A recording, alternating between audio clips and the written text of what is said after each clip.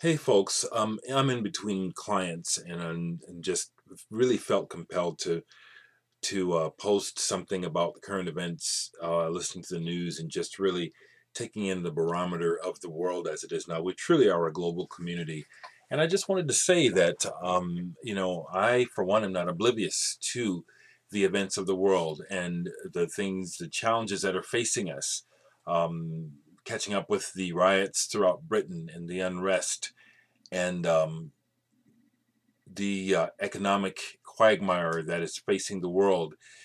I just wanted to say that I, for one, am not coming home and just, making these videos and playing records and trying to act like everything's just fine.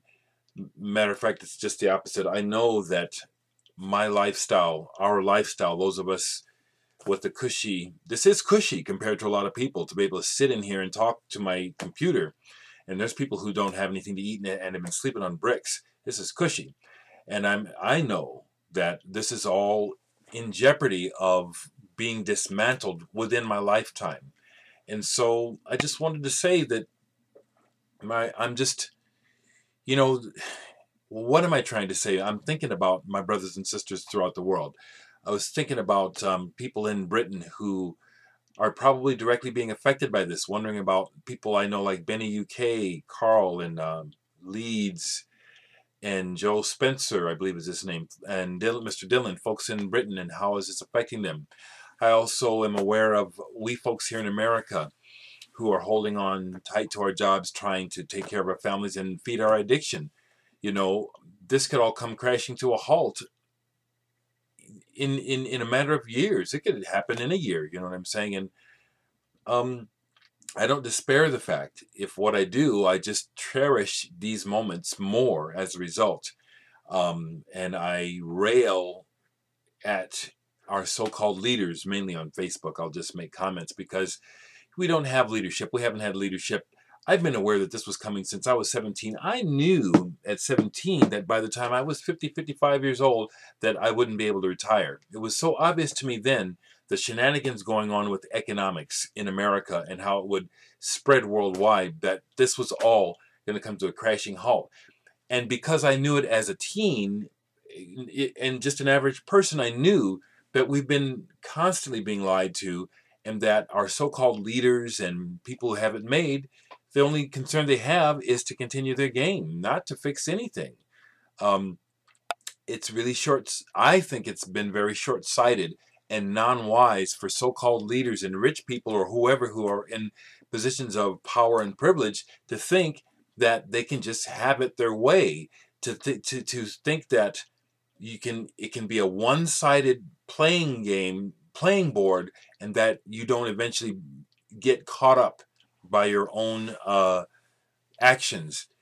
It just to me has always shown me, that number one, man is not as developed and intelligent and as high as he thinks he is.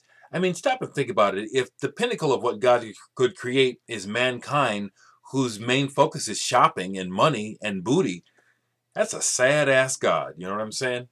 We're kind of pathetic when you really stop and think about it. When you look at our potential and where we're at. I mean, to think about the fact that the size of Kim Kardashian's booty is newsworthy. Look at the fact that I can't even get it together. There's so many things.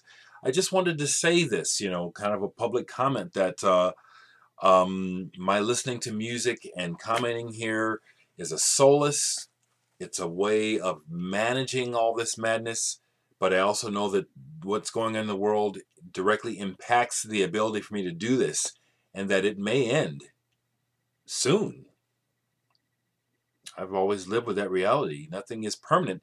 And another thing I want to say is I've always been told by other people who supposedly have it more together than me that I should always hold on to hope, that false hope is better than no hope. I don't agree. I think that false hope and lying to ourselves and being in denial has made things worse because we can't state for the record what is wrong, because we can't hurt people's feelings, and we can't, because people that have power and money they'll cut your throat, they'll kill you, they'll shoot you. If you say something they don't like, it's always been like that. They'll get rid of you. And so the idea of holding on to false hope, it'll get better. No, no, let's tell it like it is. If we could for once get people who are in positions of authority and power to start talking real, we might have a chance.